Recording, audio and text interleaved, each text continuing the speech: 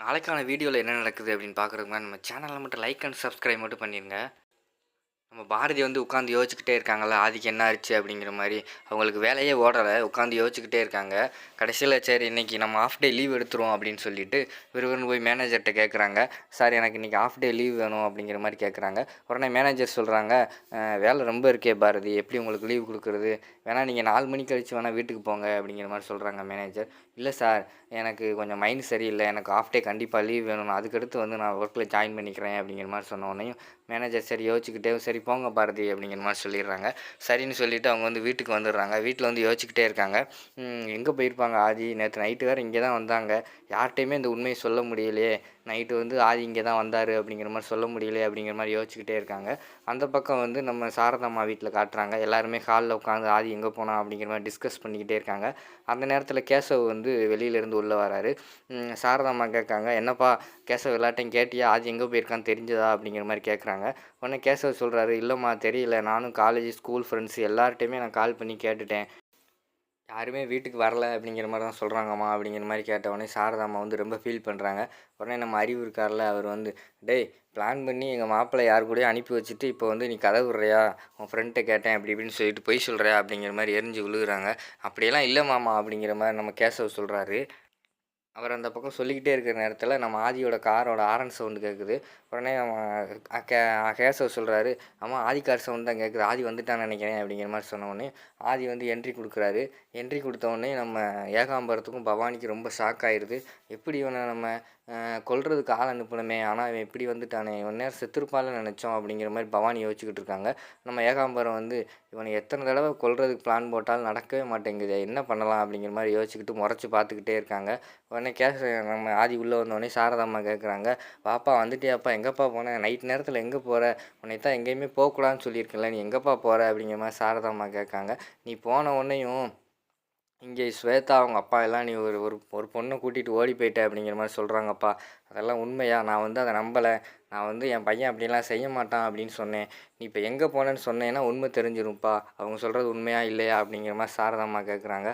உடனே காதி கொஞ்ச நேரம் யோசிச்சுக்கிட்டு, அம்மா நான் வந்து என் ஃப்ரெண்டு ஒருத்தர் இருக்காருமா, அவர் வந்து திருச்சியில் இருக்கார், அவருக்கு போய் பத்திரிக்கை வைக்க போனேன், போன இடத்துல வந்து கார் வந்து பஞ்சர் ஆயிடுச்சு அப்படிங்கிற மாதிரி அப்படிங்கிற மாதிரி சொல்கிறாங்க. டயரை மாற்றிட்டு வரதுக்குள்ளே லேட் ஆயிடுச்சு அப்படிங்கிற மாதிரி ஆதி சொல்கிறாங்க. உடனே கேசவ் சொல்கிறாரு, என்னடா என்கிட்ட சொல்லியிருந்தா நான் போய் பத்திரிக்கை வச்சுட்டு வந்திருக்க மாட்டேனா அப்படிங்கிற மாதிரி கேசவ் சொல்கிறாரு.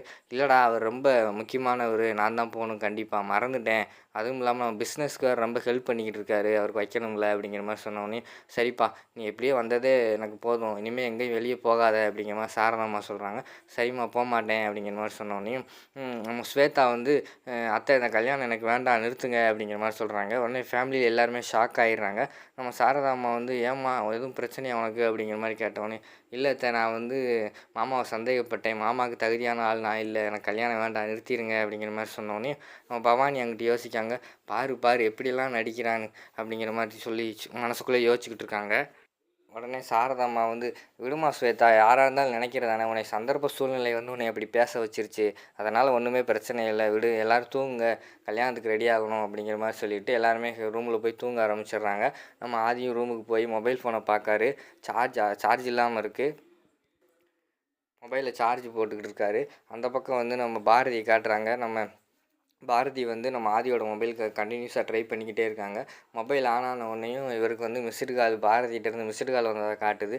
சரி நம்ம சொல்லிடுவோம் வந்துட்டோம் அப்படின்னு சொல்லிட்டு இவங்க கால் பண்ணுறாங்க. அங்கிட்டிருந்து 2 பேருமே பேரலலாக கால் பண்ணும்போது வந்து 2 பேருக்குமே பிஸின்னு வருது.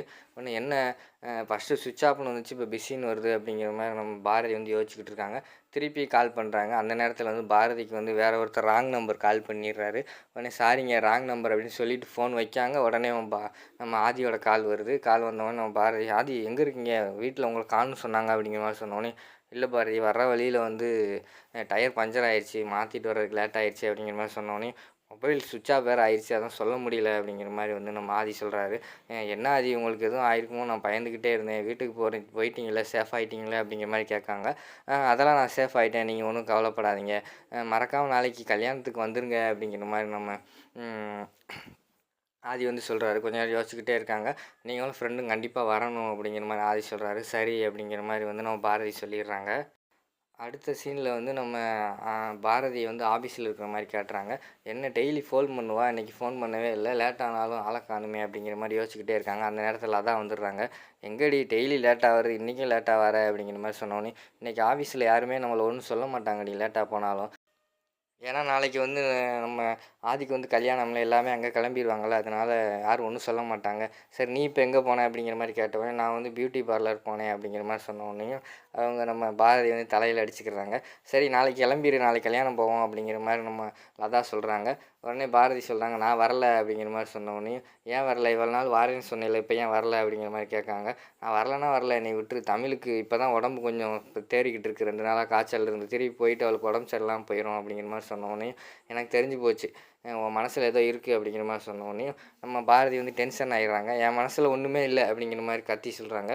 உடனே நம்ம லதா வந்து விடுறதா இல்லை, இல்லை உனக்கும் ஆதிக்கும் ஏதோ ஒன்று இருக்குது, ஆதி வேறு பொண்ணு கழுத்தில் தாலி கட்டுறதை உன்னால் பார்க்க முடியல, அதனால தான் நீ இப்படி இருக்க அப்படிங்கிற மாதிரி சொன்னோடனே, அதெல்லாம் ஒன்றும் இல்லை, நான் ரீசன் சொல்லிட்டேன்ல, நான் வரல அவ்வளோதான் அப்படிங்கிற மாதிரி நம்ம பாரதி சொல்லிடுறாங்க. அதுக்கடுத்து வந்து நம்ம லதா வந்து சொல்கிறாங்க, அப்போனா நீ வந்து நீ நாளைக்கு கல்யாணத்துக்கு வா, அப்போ தான் உங்களுக்குள்ள ஒன்றுமே இல்லை அப்படின்னு நம்புவேன் அப்படிங்கிற மாதிரி சொன்னோடனையும், உங்ககிட்ட நிரூபிக்கணும்னு அவசியம் கிடையாது, நான் கிளம்புறேன் அப்படின்னு சொல்லிட்டு நம்ம பாரதி வந்து கிளம்பிடுறாங்க வீட்டுக்கு. அந்த பக்கம் வந்து வீட்டில் வந்து நம்ம தமிழ் வந்து நாளைக்கு கல்யாணத்துக்கு போகிறேன் அப்படின்னு சொல்லிட்டு கிளம்பி ரெடியாக அவங்க மரகதம் இருக்காங்களா, அவங்க பாட்டி அவங்கள்ட்ட பேசிக்கிட்டு இருக்காங்க. நான் வந்து கல்யாணத்தில் போய் சாப்பிட்டுக்கிறேன், உங்கள் சாப்பாடுலாம் வேண்டாம் அப்படிங்கிற மாதிரி சொல்லி பேசிகிட்டு இருக்காங்க.